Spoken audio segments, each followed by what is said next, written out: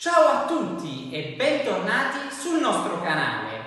Vi è mai capitato di sentirvi male in Italia e non saper come esprimere il vostro problema al medico? Spero che non vi sia mai successo e mai vi succederà.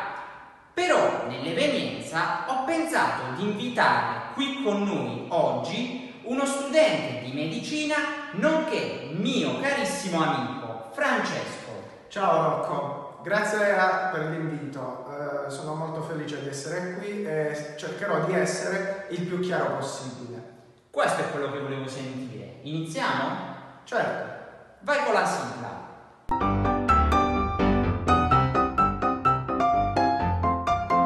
Dunque, la prima cosa che bisogna sapere è cosa bisogna dire se mi accorgo che qualcosa non va.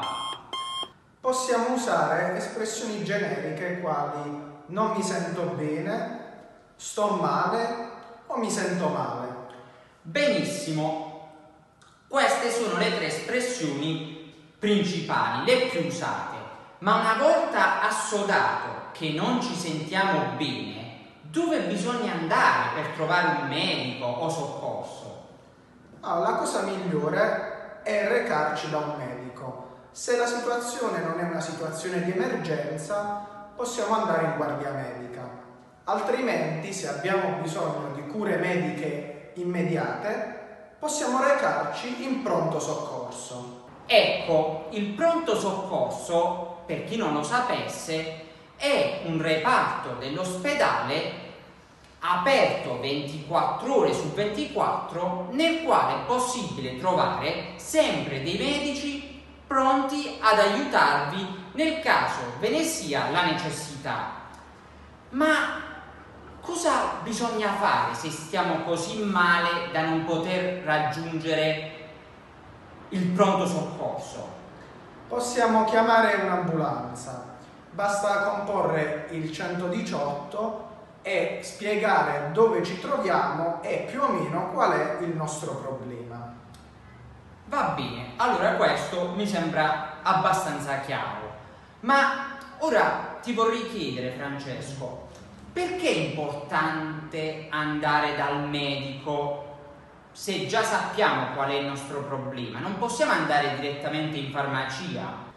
Dipende, perché non tutti i farmaci possono essere acquistati semplicemente andando in farmacia. Per molti è necessario esibire davanti al farmacista una prescrizione medica che appunto può essere redatta solamente da un medico. Bene, ora non ci resta che scoprire quali sono i disturbi più comuni che una persona potrebbe avvertire. Come avrete notato, Graziana oggi non è potuta essere qui con noi perché non si sente molto bene, però ha deciso comunque di aiutarci mimando alcuni dei sintomi più comuni. Iniziamo? Partiamo quindi dal dolore. Il dolore, in base a dove è localizzato, assume delle diciture particolari. Ad esempio, il dolore alla testa viene definito mal di testa. Invece, se avremo dolore allo stomaco, diremo di avere mal di stomaco. Se avremo dolore alla pancia, diremo di avere mal di pancia.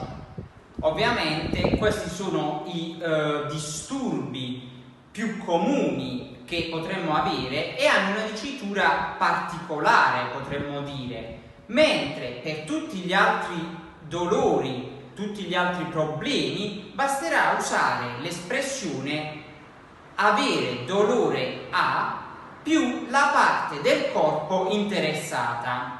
A proposito, se volete una lezione su tutte le parti del corpo, fatecelo sapere nei commenti. Riguardo il dolore, particolare attenzione voglio porre sul dolore al petto. Invito a non trascurare o minimizzare il dolore al petto perché potrebbe indicare una patologia più seria e importante.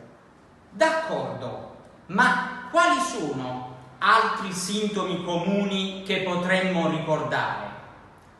elenchiamo 3 sintomi che sono tipici del comune raffreddore: la tosse, gli starnuti e il naso che cola. Oppure possiamo nominare la febbre, che è misurabile attraverso il termometro. Ah, Francesco, ma secondo te, dopo un episodio di vomito, dovrei chiamare il medico o no?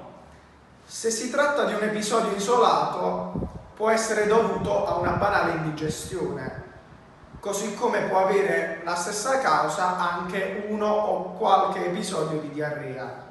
Se però questi episodi si ripetono nel tempo, è conveniente rivolgersi comunque a un medico. A proposito, per quelli che non lo sapessero, la diarrea è una perdita di feci acquose. Hai fatto bene a ricordarlo. Certe volte chi studia medicina tende a dare per scontate un po' certe nozioni, però è giusto ricordarlo e specificarlo perché non tutti possono essere al corrente di queste cose. E per quanto riguarda Graziana, che non sta molto bene, che cosa puoi dirle? Le consiglio di farsi visitare da un medico che saprà sicuramente darle la terapia più giusta. Speriamo che guarisca presto, altrimenti ci toccherà fare altri video senza di lei e non credo che i nostri studenti saranno molto contenti. Vabbè, dai, non farli preoccupare. Graziana tornerà presto in un prossimo video. Anzi, qui sotto nei commenti fatele gli auguri di pronta guarigione. In ogni caso, la lezione di oggi finisce qui. Voglio ringraziare Francesco per la sua collaborazione e mi auguro che tornerà presto sul nostro canale. È stato un piacere essere qui con voi e anche un onore. Alla prossima!